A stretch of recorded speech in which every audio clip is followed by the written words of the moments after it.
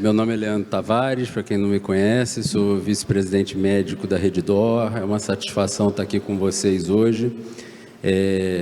O debate é fácil, o tema é simples e a gente vai solucionar o principal problema que acomete todos os países ocidentais atualmente em 1 hora de debate. Não é isso, Giovanni? Em 1 hora vai estar tudo resolvido, vocês podem ficar tranquilos.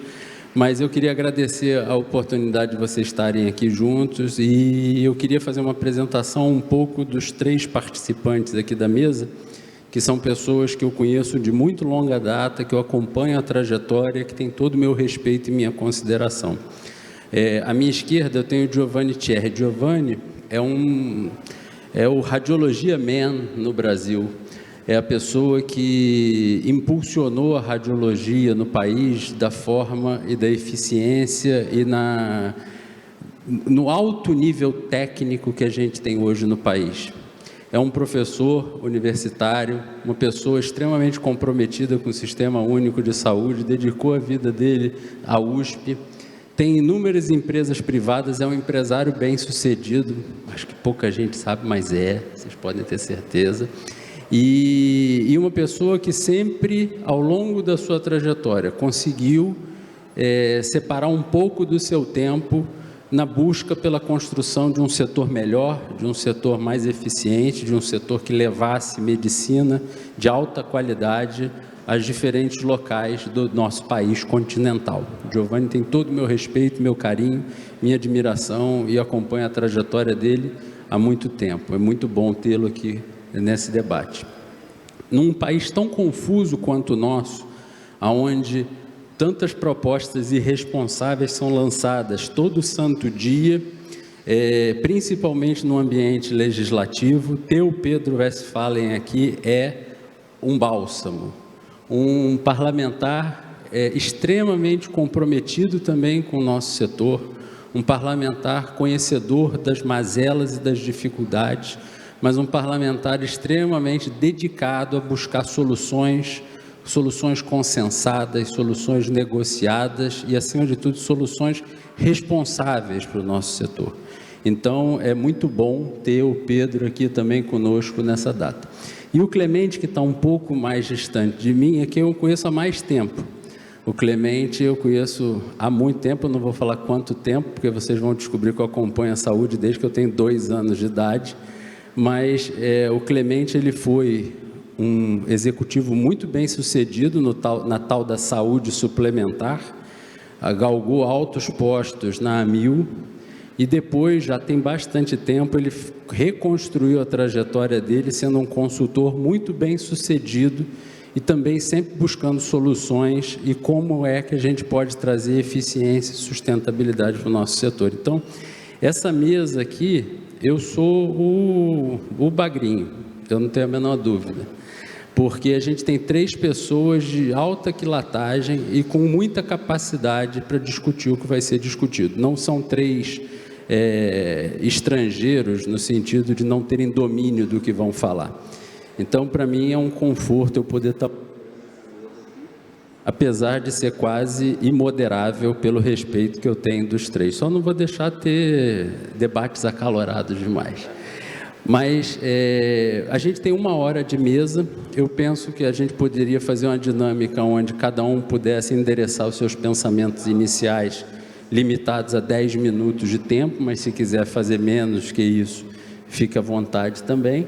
E em seguida a gente poderia começar um debate aí mais conjunto, onde eu vou buscar pontos da fala de vocês para promover o debate entre nós aqui.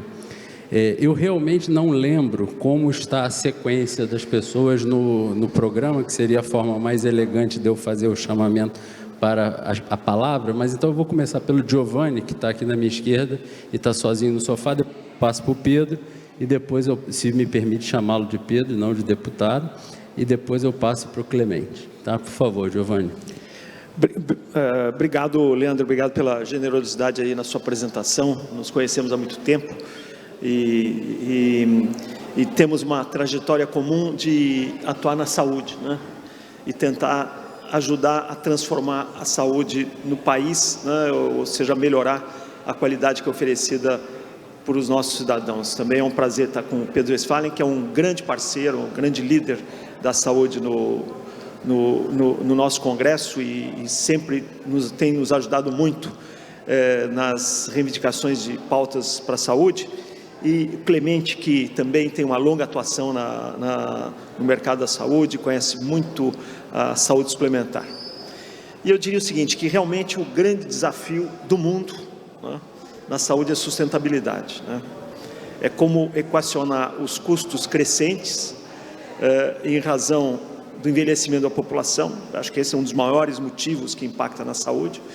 E quando nós hoje assistimos, né, países como a Grã-Bretanha, nações como a Grã-Bretanha, né, o NHS em crise, o sistema de saúde italiano, que eu conheço bem, também em crise, ou seja, o sistema universal das nações que adotaram um modelo social, né, saúde como instrumento social, como é o nosso sistema único de saúde, que hoje o acesso é mais difícil, que se demora para fazer os atendimentos, que existe dificuldade em ter profissionais. Então, se esse desafio, né, de sustentabilidade é grande para países ricos e desenvolvidos, imagina a nossa situação aqui no Brasil, onde os recursos para a saúde são muito limitados e muito mal distribuídos também, né? Nós sabemos que metade dos recursos investidos na saúde atendem 25% da população, né? Mais da metade, e 45% dos recursos da saúde atendem 75% da população, ou seja, a desigualdade já começa por aí, né? Mas o que nós temos que passar é pensar a forma de conseguir reduzir a desigualdade, melhorar o acesso e reduzir o custo da saúde. Então, esta é uma fórmula que parece impossível, mas eu acho que nós temos instrumentos, pelo menos para poder ter uma visão de futuro que possa nos ajudar justamente a minorar, né, o problema da saúde, da qualidade da saúde oferecida para a nossa população. E eu vejo, durante a pandemia, nós sentimos lá no Inova HC, lá no nosso complexo, no nosso núcleo de inovação, que teríamos que nos mover, né? Mover, e a tecnologia pode ser, sem dúvida, um elemento de transformação na saúde.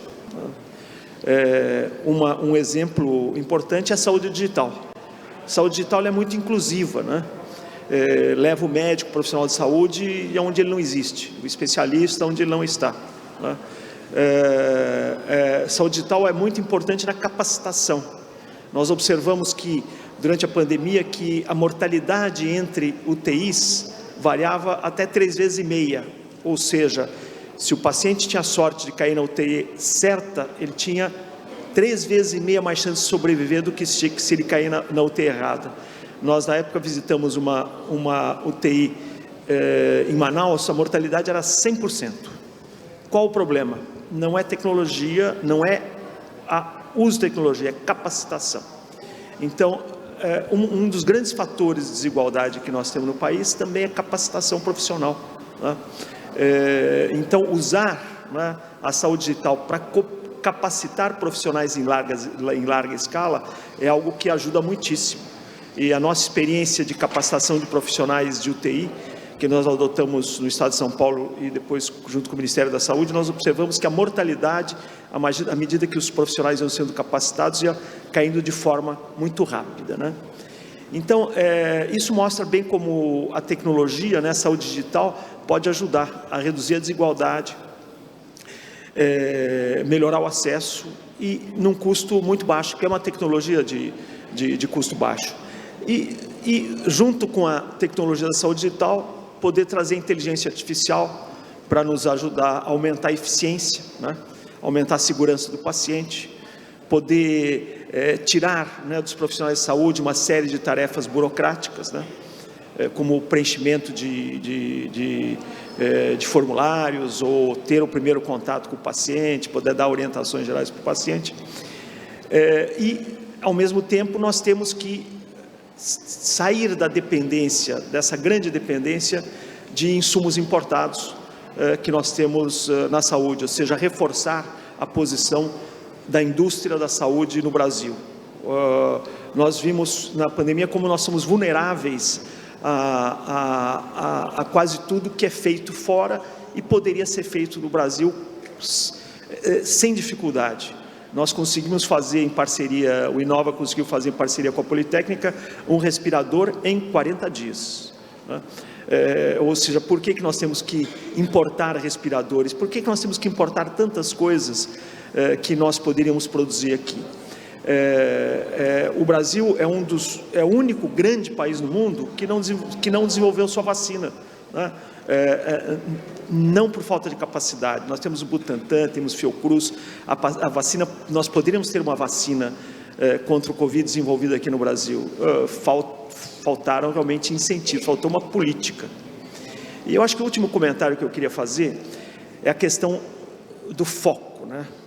O nosso foco é muito em doença, e nós temos que transformar num foco de prevenção, né? O grande peso econômico na saúde são doenças crônicas, e a maior parte dessas doenças crônicas são evitáveis, ou seja, nós temos que conscientizar a população, né, de preservar sua saúde, saúde como um valor, né, do indivíduo, né, e como um fator que alavanca o progresso e a sustentabilidade da nação. Então, eu acho que sair de política de, né, tratar a doença para uma política de promover a saúde, e isto é educação. E aí, novamente, eu vejo, né, os instrumentos, né, de saúde digital como um fator fortíssimo de conscientizar e educar a população para termos no Brasil uma população mais saudável, e que isso retira, né, o peso, né, de doenças crônicas e todas as consequências que essas doenças crônicas trazem para as nossas famílias, para os nossos cidadãos e para a nossa economia. Então, eu diria, Leandro, que em linhas gerais, eu vejo como muito importante para a sustentabilidade a tecnologia, né? Saúde digital é um bom exemplo, saúde digital, inteligência artificial, tudo que pode vir, né, atrelado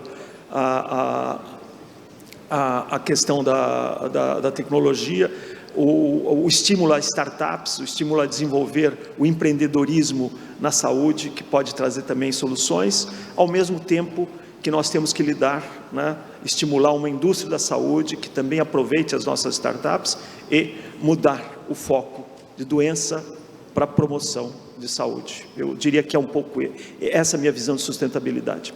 Obrigado, Giovanni. Sem dúvida, muito importante o papel da transformação digital para trazer a inovação para perto das pessoas e de uma forma efetiva.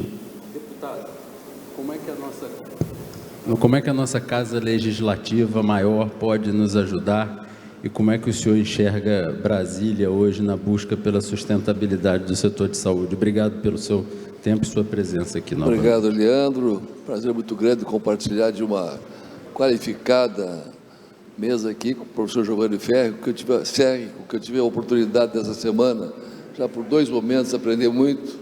Está com o Giovanni Serra e está aprendendo permanentemente.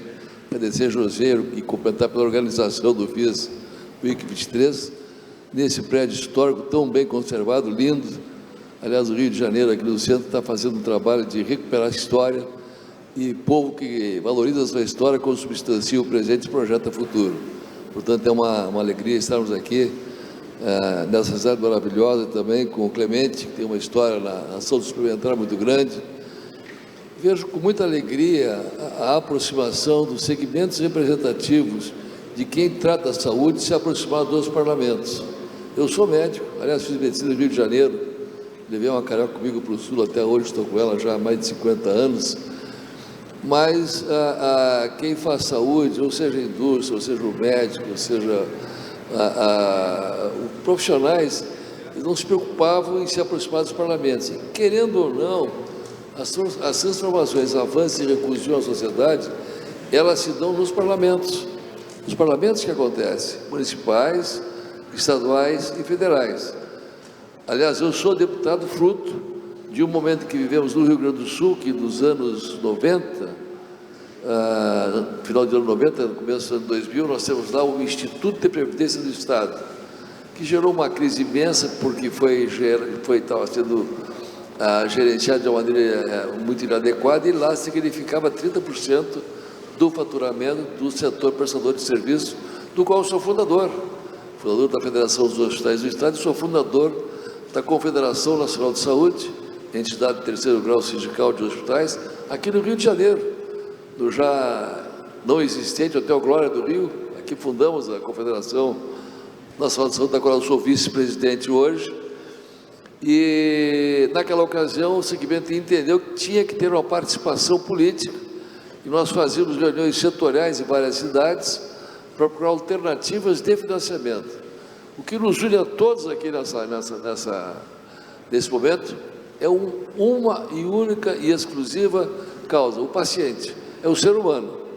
Todos nós estamos vocacionando os nossos esforços para que o ser humano tenha uma saúde realmente adequada. Naquela ocasião eu falava muito e fui desafiado: por que você não sai candidato? E você fala muito. Eu aceitei o desafio, vocês me apoiaram, eu saí candidato. E me elegi em 2002 deputado estadual para fazer as modificações no IP. E fizemos, que tinha quem conhecia o setor lá, e eu pedi ao meu partido, o Partido Progressista, que a minha função seria tratar desse tema. Depois, entrando na política, a gente compreende que para avançar, tu tem que dar passos para se tornar também respeitado partidariamente, ter força política para interferir em várias questões, mas na sua saúde sempre permaneceu. Estou no 6º mandato, 4 deputados estadual e o 2º de federal. Nesse período eu fui secretário de Ciência e Tecnologia, secretário de Transportes, presidi a Assembleia do Estado do Rio Grande do Sul, fui líder de governo. No Parlamento Federal, nós temos um trabalho na área da saúde, no momento mais crítico do Brasil, que foi na pandemia, com extremos resultados. E me perguntava: o que o parlamento pode fazer para que nós tenhamos o acesso à qualidade e à sustentabilidade? Muito, pode fazer muito. E muitas vezes se culpa os parlamentares, e eu senti isso quando fui líder do Parlamento Gaúcho, por votarem de maneira aleatória muitas coisas, é porque não havia aproximação dos segmentos aos deputados, que precisam ser informados da importância do que estão votando, das consequências do que estão votando. A nossa vida é feita de escolhas. A gente escolhe se vai estudar, se não vai, se vai casar, se não vai, se vai ter filhos, se não vai, qual médico, qual hospital, e isso nos traz consequências boas ou ruins. E é no parlamento que nós, muitas vezes, temos funções que não são valorizadas. Se imputa aos executivos as responsabilidades pelo sucesso e insucesso, quando, na realidade, o parlamento tem força de tirar um presidente, e o presidente não tem força de tirar um parlamentar. É muito forte a presença do parlamento e muito importante. Haja visto aqui o exemplo recente, esse é o mais recente, mas na linha do professor Giovanni, antes de fazer essa abordagem que eu vou fazer politicamente, da importância que se tem, nós temos 3 eventos que transformaram o mundo: a vacina, a água potável e o antibiótico.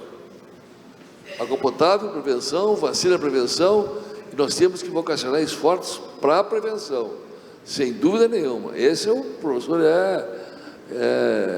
é uma pauta que nós temos que ter em mente, mas vai chegar um momento em que o paciente vai ter que procurar e vai ter que ser hospitalizado. E aí vou dar o exemplo da pandemia. O que aconteceu na pandemia? A pandemia foi um evento mundial, e que nós ali notamos, e ficou muito transparente, que o Brasil tem no SUS uma importância fundamental, essencial, mas que tem na saúde suplementar 50 milhões de pessoas que também teriam padecido se não tivesse uma saúde suplementar realmente muito forte, muito vigorosa e qualificada. Foi um momento talvez de maior transformação industrial do mundo depois da Segunda Guerra Mundial. Na Segunda Guerra Mundial, os alemães transformavam fábrica de panela em fábrica de tanques de guerra. Aqui nós tivemos que fazer transformação de fábricas de geladeira em fábricas de respiradores. Aí se viu as dificuldades e deficiências de não se ter um setor industrial da saúde eficiente, forte e capaz de responder às necessidades, por exemplo, de uma pandemia. E participamos ativamente daquele momento. Eu mesmo fiz uma lei, a 13992, a maioria dos senhores conhece. Vi que ia dar um caos quando se diz fique em casa e proibido procedimentos seletivos. Eu tenho um hospital, isso ia fazer com que os hospitais tivessem uma diminuição da sua arrecadação de 60%, do SUS principalmente, e os privados também. E essa lei fez uma lei aprovada em 30 dias na Câmara, no Senado e sancionada. Talvez tenha sido a lei mais rápida, um parágrafo só, que fazia com que o governo pagasse integralmente aos prestadores de serviço, e aí vão as APAES, laboratórios, clínicas e hospitais, mesmo não cumprindo as metas qualitativas e quantitativas. Esta lei praticamente salvou o sistema de saúde nacional. O relator foi o deputado Luizinho, aqui do Rio de Janeiro, e depois o Irã. Uma lei. Se não tivesse essa aproximação com alguém que conhecesse o sistema lá, essa lei não existiria e nós teríamos imensas dificuldades, porque já era um dinheiro orçamentado, Clemente, já estava no orçamento. Veja bem, tivemos um momento de alta tensão que talvez a população não tenha presenciado. Nós ficamos uma semana praticamente sem estoque nenhum de relaxantes musculares, glucurônio, para que o paciente pudesse continuar entubado. Foi uma coisa, conseguimos no Uruguai fazer uma operação de guerra para trazer para cá, porque nós não tínhamos um complexo industrial da saúde com capacidade de evoluir e avançar. Então nós temos muito a fazer no parlamento, mas muito mesmo. Criei uma frente parlamentar em defesa do serviço de saúde, cuida dos prestadores de serviço de saúde. Conseguimos colocar numa mesa lá as 4 federações representativas de hospitais, clínicas, laboratórios, as operadoras, as Unimedes, e tratamos dos temas que convergem.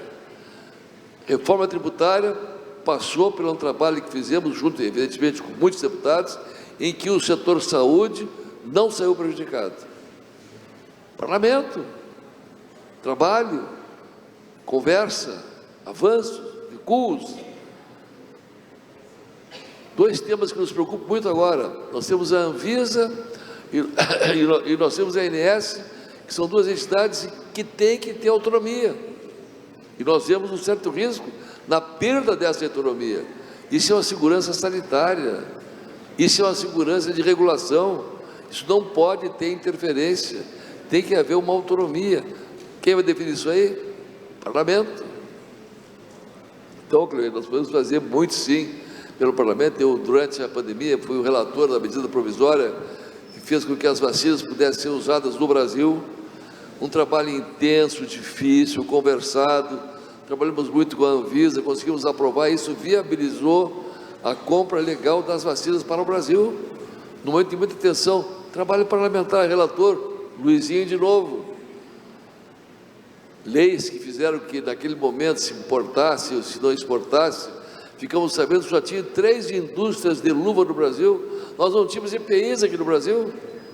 Não tínhamos EPI no Brasil. Então são temas que passam pelos parlamentos, sem dúvida nenhuma. Não me alongando, quando tiver que parar de falar, me avisa. A gente vai falando aqui, e certamente você vai querer nos questionar. E mais recentemente, e vou parar por aqui, quero aprender com o Clemente um pouco mais. Estava lá no parlamento, está no parlamento desde 2017, um projeto da mais alta importância para o Brasil mudar de patamar em termos de pesquisa, que é a pesquisa clínica. Um projeto que a senadora Ana Amélia, então senadora, propôs, várias audiências públicas, passou por todas as comissões, foi relatado pelo deputado Irã, deputado Aro, aqui do Rio de Janeiro, fez um trabalho espetacular na CCJ, e eu requeri para mim essa relatoria de plenário, porque esse momento nós temos dificuldades de pesquisar no Brasil. E se essa lei nós conseguimos aprovar, tirando as travas que impedem que nós façamos aqui um alto nível de pesquisa, nós vamos dar um salto para nos colocar na vanguarda de pesquisa do mundo. Os nossos pesquisadores têm que sair do Brasil para brilhar lá fora, porque não é possível se fazer aqui pesquisa em tempo hábil, nós sendo um país com multietnias. Aqui vai fazer uma vacina, não precisa ir no Japão, na China, nos Estados Unidos, aqui tem chinesa, italiano, americano, enfim, e espero que a gente consiga avançar nessa relatoria, que isso vai ser um grande passo para o futuro. Obrigado, deputado, muito obrigado. Clemente, você nos últimos tempos tem se dedicado muito a debater sobre a sustentabilidade da saúde no Brasil. Eu tenho acompanhado esse seu trabalho. O que você pode compartilhar conosco nesse tempo pré-debate? Bom, primeiramente, muito obrigado aos organizadores, a vocês todos aqui. É uma honra estar aqui na presença de pessoas tão ilustres e tão representativas, né, do movimento que a gente acha que precisa ser colocado em marcha ou ganhar momentum, né, ganhar tração, porque, segundo o título do nosso painel, vocês vão me permitir ler aqui, porque eu escrevi hoje de manhã sobre isso: medidas efetivas para tornar o sistema de saúde sustentável. Então, esse é o nosso tema, o tema que estamos debatendo. Vou tentar colocar isso num certo contexto, antes de examinar propostas concretas que eu fiz questão de elencar, obviamente, para debatermos. Eu acredito que não seja necessário a gente elaborar a questão da sustentabilidade do sistema. O sistema, estou me referindo essencialmente ao sistema da saúde suplementar, ele está evidentemente fora do trilho, como o Leandro colocou de uma maneira muito concreta no início da nossa conversa. Não é um problema apenas brasileiro. Sistemas celebrados como o sistema do Reino Unido estão em crise. Nós tivemos aqui a informação da mesma coisa na Itália. Eu cheguei há pouco tempo da Alemanha, a manchete na principal revista, que nem é uma revista de saúde, é uma revista tipo Exame, ou Época, Negócio, Veja aqui, matéria de capa: será que os hospitais alemães têm saída? Repare, eu até fotografei, estava na rua, e postei. Isso não é uma questão simples. Nós sabemos elementos da solução. Tecnologia é um elemento. Solução do problema de colocar a saúde numa trajetória sustentável. Esse é o problema. Então, não vamos esquecer isso. Vamos partir do consenso de que ela está insustentável e vamos usar tecnologia, capacitação de pessoas, uma série de outras sugestões, dependendo do fórum que a gente participa, parcerias público-privadas, eliminação de desperdícios, a priorização da atenção primária, há pouco tempo, da prevenção, né? Um foco na não doença ao invés da doença. Nós discutimos isso e há cerca de 2 semanas, eu tive a oportunidade de comentar uma proposta concreta que veio, né, do Dr. Drauzio Varela, que escreveu na Folha de São Paulo. A sugestão dele seria incorporar no sistema privado práticas que sustentam, pelo menos conceitualmente, o que o SUS faz, por exemplo, com médicos de família, com visitadores de porta em porta. Eu, com toda a humildade, se aqui cabe o termo, ou com todo o respeito, discordo completamente disso, e vou tentar explicar por quê. Essas soluções pontuais, elas não se encaixam, elas são estruturalmente incompatíveis com o sistema que nós temos. Eu vou tentar mostrar. Os players do sistema, aí me referindo especificamente ao sistema suplementar, eles têm lógicas de negócio, porque são organizações privadas que, muito legitimamente, têm que priorizar o superávit financeiro, a geração de valor econômico para os seus acionistas, etc. Ninguém quer contestar nem entrar nisso aqui.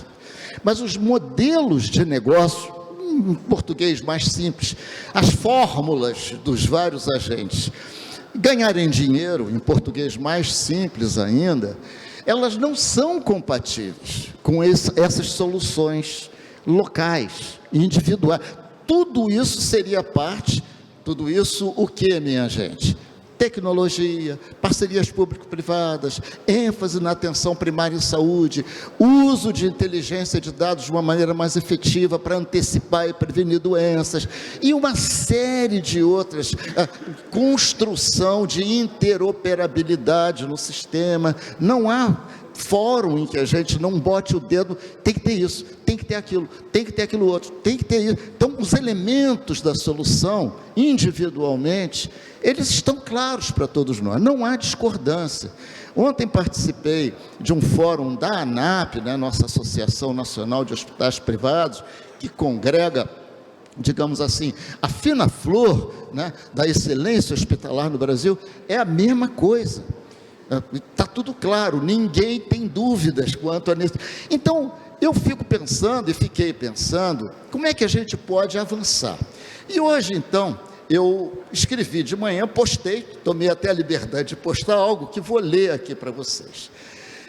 A minha proposta concreta para tornar o sistema de saúde sustentável é organizar projetos piloto, que nós chamamos de projetos Moonshot. Moonshot significa um tiro na lua, em bom português, em tradução livre. Eu vou explicar por que a gente chega a essa conclusão já já. Esses projetos são uma coleção de projetos experimentais envolvendo players do setor que realmente querem construir uma alternativa ao que temos. Então, nós estamos partindo do pressuposto que nós não discordamos da necessidade de agir.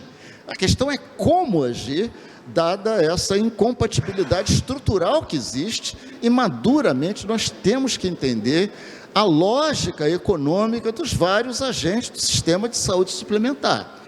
Nós não podemos simplificar esse tipo de problema, porque ele não é simples, ele é um problema complexo. Muito bem. Então, é uma coleção de projetos experimentais que envolve os players do setor. Então, vou explicar por que devem ser projetos experimentais e por que tem que ser sistêmico. Primeiro, uma explicação do termo moonshot. Esse termo está sendo usado por algum, não fui eu que inventei, ele se refere a projetos complexos, difíceis, como a questão ambiental, por exemplo, que é unânime globalmente, que é um problema que tem que ser enfrentado, tem que ser resolvido por conta da sustentabilidade do planeta.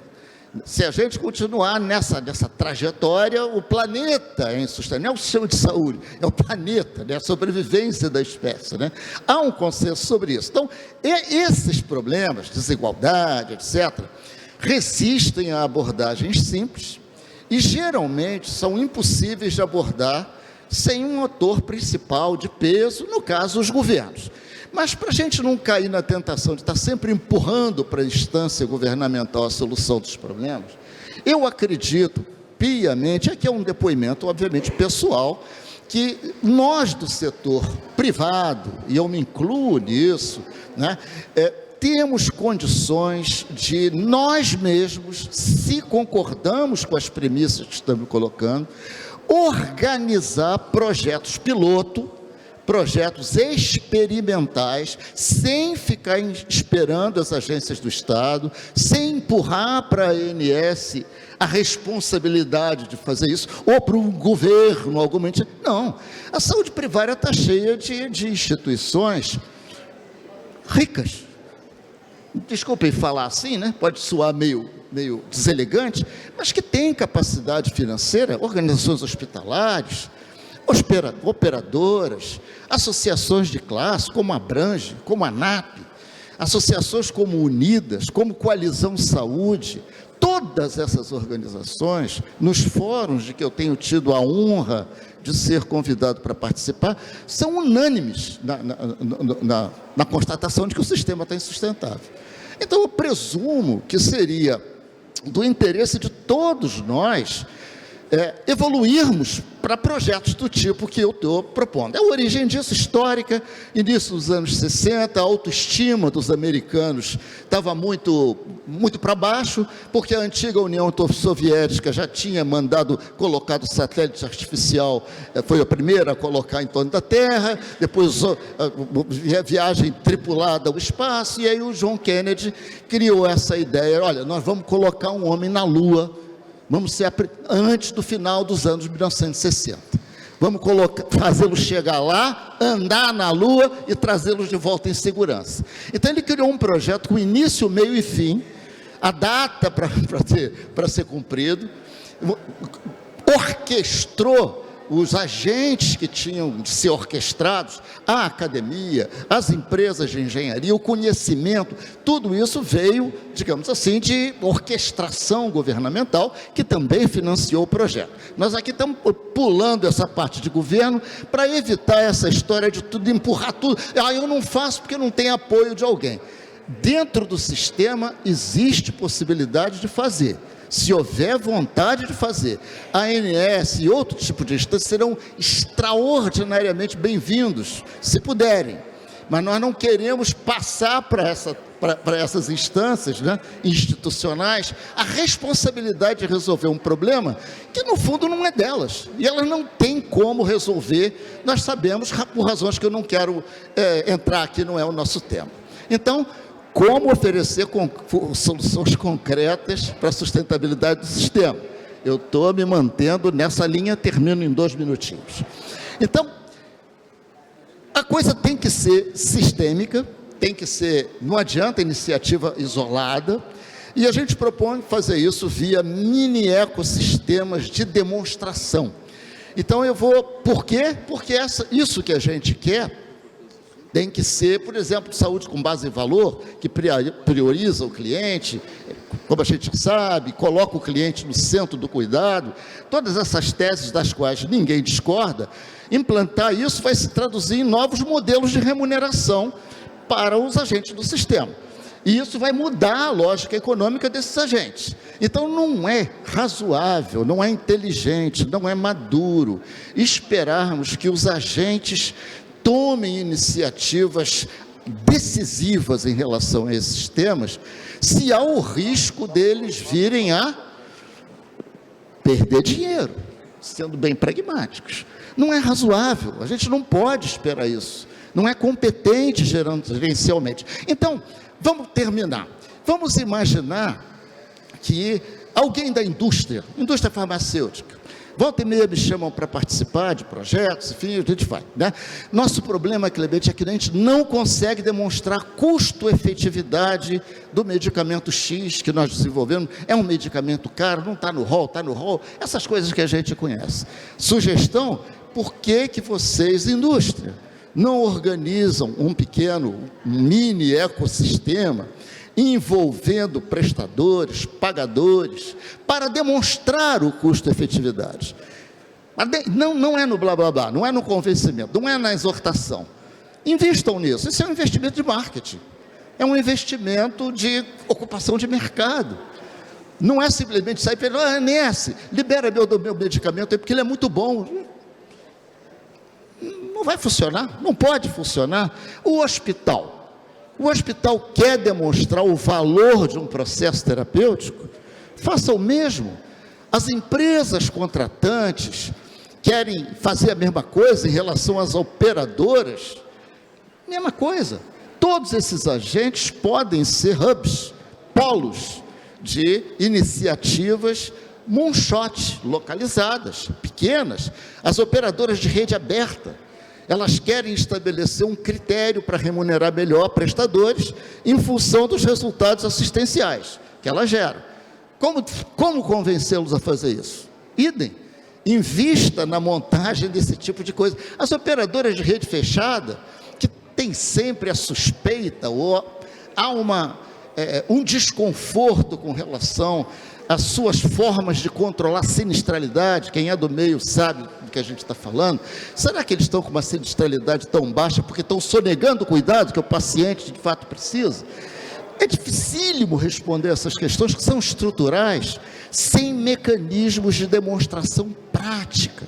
medindo os resultados gerados para o paciente, comparando com os custos. Falei, está aqui, eu não estou sonegando cuidado. Estão aqui os resultados que nós estamos medindo e auditando para esses pacientes.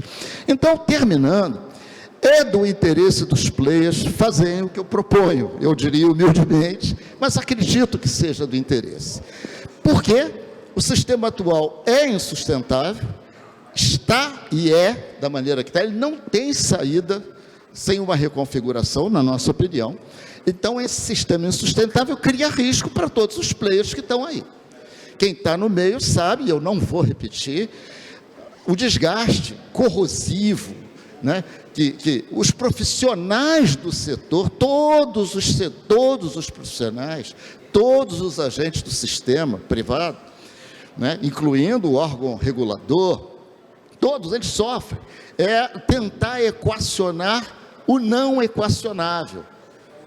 Porque a lógica econômica impede, então vamos mostrar na prática e aprender fazendo. Segundo, o sistema atual é insustentável, o setor não deve esperar iniciativas governamentais, ou de cima, ou dos políticos, porque há uma desinformação generalizada também nessas outras instâncias. A saúde suplementar tem gente, tem competência, tem dinheiro, tem recursos para viabilizar esse tipo de iniciativa. Seria uma bela maneira de demonstrar que a gente quer ir além do blá, blá, blá. Contratantes, operadoras, hospitais, indústrias devem construir vários tipos de mini ecossistemas para demonstrar isso. O sucesso dessas provas de conceito as fariam ganhar escala, a partir da periferia do sistema. Esse sistema não tem jeito de ser mudado através de intervenções no centro dele, coisas top-down, revolucionárias, que iriam resolver o problema. Algum tipo de master plan. Não resolve. Sistemas complexos não mudam assim. Tá? Então, é essa a contribuição que eu gostaria de dar. Procurei muito rapidamente aqui construir uma lógica para essa argumentação. Obrigado. Agradeço e vamos conversar. Vamos conversar.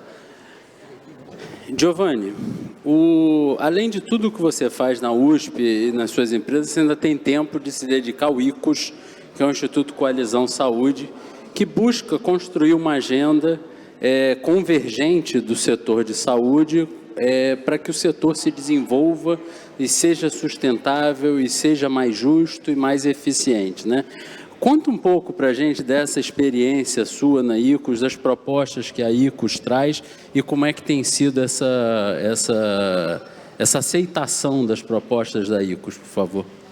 É importante dizer que o Instituto Coalizão Saúde é um instituto que reúne todo o setor produtivo, a indústria farmacêutica, eletromédica, os hospitais filantrópicos privados, a ANAP é uma das nossas associadas, por exemplo, a Federação das Santas Casas, né?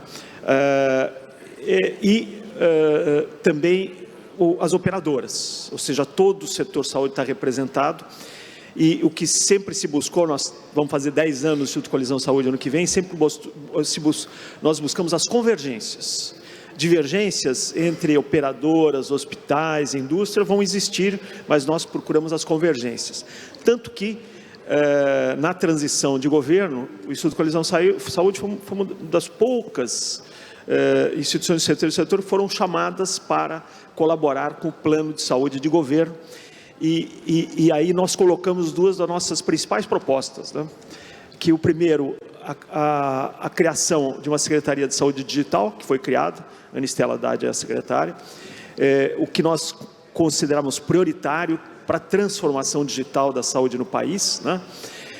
E a segunda nossa proposta foi a questão da indústria da saúde, né?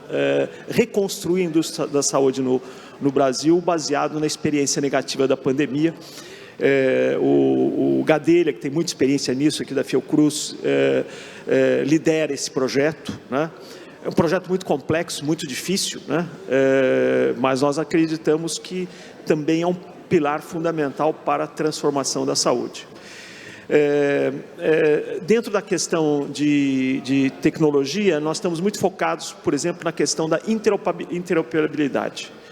Esse é uma questão fundamental, né, para nós avançarmos dentro do nosso setor.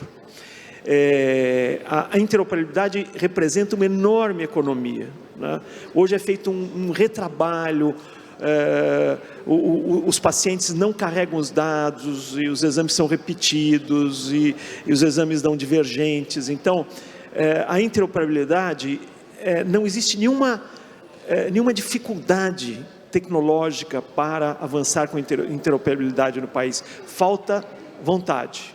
Por isso que até uma das nossas propostas é o seguinte: a Abramed, que é uma das nossas associadas também, que representa o setor diagnóstico, já discutiu interoperabilidade. Começamos isso no setor privado diagnóstico, vamos começar isso na ANAP, vamos impulsionar a interoperabilidade no país. Podemos começar pelo setor privado, né?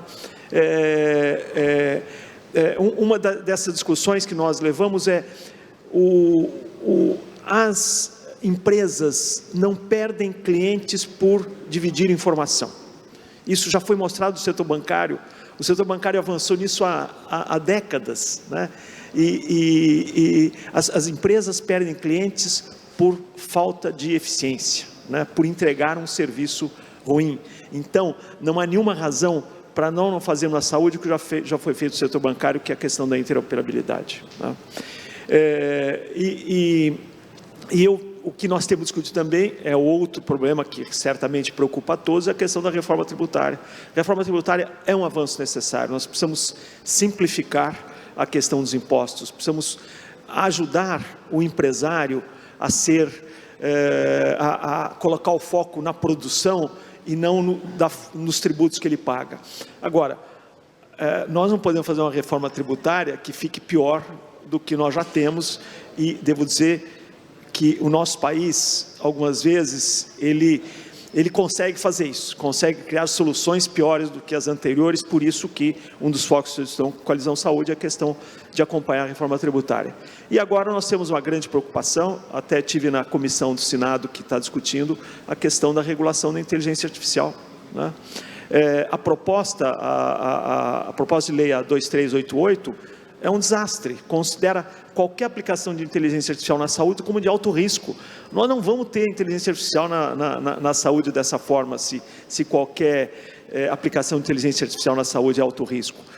Nós temos que ter uma divisão de risco: médio, baixo, médio e alto, né? Hoje, muitos equipamentos que nós temos, por exemplo, na radiologia, já incorporam algoritmos de inteligência artificial. A inteligência artificial é importantíssima para o aumento de eficiência, né?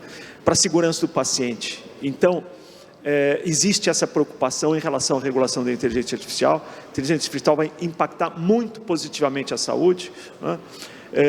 E assim como eu acho que essa questão que o deputado falou, que está relatando da pesquisa clínica, isso impulsiona muitos recursos para a saúde, ajuda os nossos pesquisadores, ajuda a trazer dinheiro para os nossos hospitais, para as nossas universidades.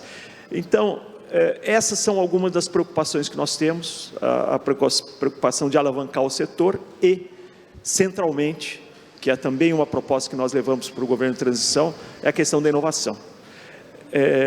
Nenhuma instituição hoje moderna pode prescindir a inovação como um dos seus pilares. E nós precisamos, né, a saúde precisa cultivar a cultura do empreendedorismo e da inovação para promover a sustentabilidade do nosso setor.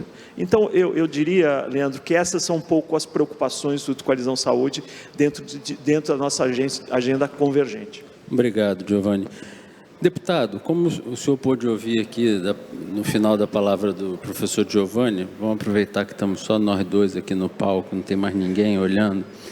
O setor morre de medo de mudar a lei e de mudanças legais. E o senhor descreve, disserta, uma série de leis muito positivas e verdadeiras que acontecem e aconteceram.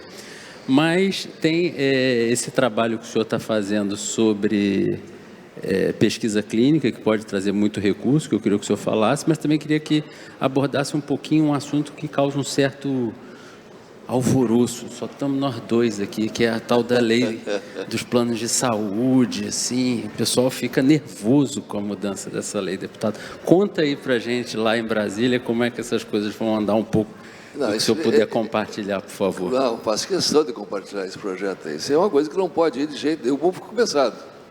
Isso foi um projeto criado em cima de um projeto pessoal com todo respeito à autoria do deputado, que desorganiza e acaba com o sistema da maneira como está sendo proposto. Tanto é que não avançou e nós vamos fazer todo o esforço para que não avance. Se for para frente, debatido de forma populista, como foi proposto, com todo o respeito que tem ao parlamentar, e é um grande parlamentar, ele acaba liquidando porque já tem muita dificuldade de se manter. Não tem dúvida nenhuma disso aí. Você não há.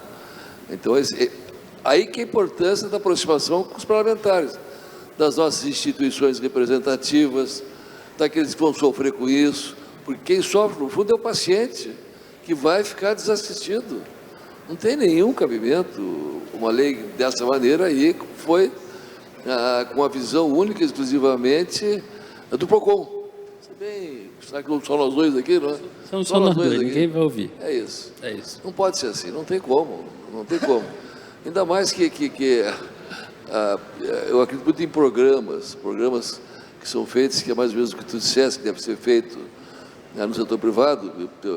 Eu fiz os primeiros transplantes de rins do Rio Grande do Sul, quando nós tínhamos transplantes nacionais, Programa Nacional de Transplante de Rins, lá em 1984.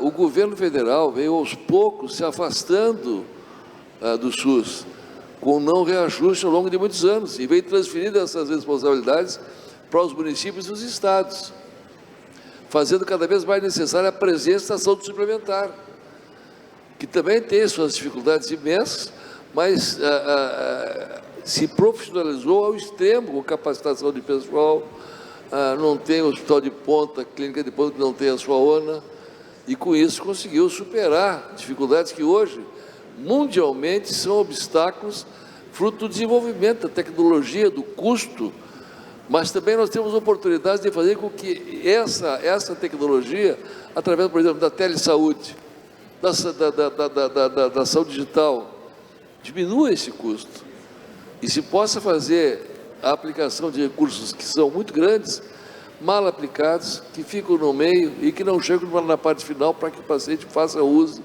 dessa tecnologia que está à porta de entrada do Brasil. Setor vacinação. Eu, quando cheguei no parlamento, vi que nós tínhamos no Brasil uma queda imensa do número de vacinados. Só tinha uma vacina BCG que tinha seguridade sanitária para o brasileiro. Por quê? Fake news, grupos antivacinais e a própria excelência do programa fez com que não se vacinasse mais no Brasil. Queria a frente parlamentar de imunização, veio a pandemia e ajudamos muito a avançar. Mas, ao mesmo tempo, nós temos 1.500 leis no parlamento, algumas com essa consequência, que se for aprovada é terrível para o segmento, que nós temos que estar atentos. Semanalmente eu tenho que estar olhando o que vai ser votado, o que não vai ser votado, tenho que estar instruindo os nossos parlamentos, fazer as nossas federações. Eu toda terça-feira reúno com a FBH, Federação Brasileira de Hospitais, seu representante, com a ANAP, com a CN Saúde e com a CBB, mais a Abrange, mais a CN Saúde, mais a autogestão, mais a Feira Saúde, para poder discutir temas que são colocados ali porque o Chiquinho lá de tal cidade quer que faça isso. E passa, se não se obstrui. Abordar um tema já que estamos só nós dois aqui. Só nós dois. Piso da enfermagem. Nós temos mais de 52 pisos a serem votados no parlamento. A coisa mais justa que tem é fazer o reajuste do piso da enfermagem. Mas o Brasil é um país de dimensões continentais, com diferenças regionais imensas. E não é uma coisa para ser decidida em parlamento, e sim numa negociação patrão-empregado. O parlamento decidiu, eu tive Covid, fui tomado 10 dias. Quem me cuidou foi a enfermeira, não foi o meu colega médico. Ele prescrevia, mas quem cuidava lá era ela. Naquele momento em que vai a plenário sem uma discussão maior de ter fonte de recursos para isso, é aprovado e até hoje um grande problema sem solução, inclusive para o governo. Ao mesmo tempo tem um projeto, uma PEC, da senadora Ana Amélia também, que daqui para frente faz com que só se possa dar aumentos se tiver fonte de recursos. Mas isso atinge o setor privado, que é obrigado a fazer a adoção dessas decisões dos parlamentares, com consequências até da sua inviabilização. Então o governo federal se retira do SUS aos poucos 20 anos sem reajuste, o sistema de laboratórios é uma vergonha. Se não tem grande escala, acabou. Eu fui relator do projeto de lei, que não falei aqui, do 1435, do deputado Brito, que todo mês de dezembro vai reajustar o SUS, a partir desse ano, pela tabela, pela inflação. É um grande avanço. Vai poder pagar a indústria. Se fosse 10 anos atrás, nós não teríamos problema de hoje termos uma dívida de 78 bilhões de reais no setor saúde com o fisco federal, fruto de não foco, não reajustes e não tomada de ações para poder fazer com que haja sustentabilidade. Obrigado, deputado. Clemente, você... Não, sabe qual é a vantagem de ser amigo do José? Eu não sigo regra. Eu invado a outra apresentação. Poxa, que inveja. E eu falo, eu sou amigo do José. Aí ninguém sai correto. Eu preciso de mais 10 minutos, porque eu sou amigo do José. Eu tenho um pistolão maior, que é a Enoí, que é a mulher dele que está ali, ó, minha amiga. Então ninguém vai contra mim. Cadê a Enoí? Minha colega tá ali, ó. E atrás dela, deputado, está um monte de gente da ANS ali que ficou feliz a beça com a sua fala. Um monte de gente da ANS ali, ó. Clemente, você tem uma agenda muito pragmática, muito pedagogicamente preparada e aplicável, né? Mas a gente nota uma resistência grande. Então, eu queria que você usasse os momentos que você tem dessa mesa para tentar defender os pontos e tentar que a gente possa entender um pouco por que tem tanta resistência a esse caminho de solução, né? E eu queria que você compartilhasse também, nesse seu tempo, as suas mídias sociais, que são muito ativas, você posta muito, você divulga muito os seus pensamentos e está sempre muito interativo com a sua plateia nas mídias sociais. Então, por favor, as divulgue para que a gente possa continuar o debate lá. Gentleman, né? Muito obrigado. Sem falar do José e dos demais, agradecendo aqui a oportunidade de ter participado. É verdade, eu sou físico de formação, eu tenho de prática profissional também durante muitos anos, e também sou engenheiro, então não sou médico, então eu desenvolvi uma abordagem, né, um tanto pessoal, que tem muito a ver com essa ideia de problem solving, né? Como é que a gente faz para resolver o problema, né? Como é que é a melhor maneira? Eu tive um professor que eu nunca esqueço, ele fala, esse tipo de problema que a gente está tratando, no nosso caso aqui, a sustentabilidade do sistema, a gente precisa levantar a capota ou basta olhar para o indicador do painel? Ele usava essa terminologia para nos fazer entender que os problemas, para serem resolvidos, têm que ser bem categorizados. A gente tem que entender a natureza do problema que a gente está tratando. E isso seria, digamos assim, um reparo que eu, humildemente, faria às várias abordagens de solução para um problema que nós temos, que é a sustentabilidade do sistema nosso, que todos queremos encaminhar, mas que a gente tende a tentar resolver por etapas, por pedaços. Se formasse o médico melhor, resolveria. Se incorporasse mais tecnologia de uma maneira mais dinâmica, resolveria.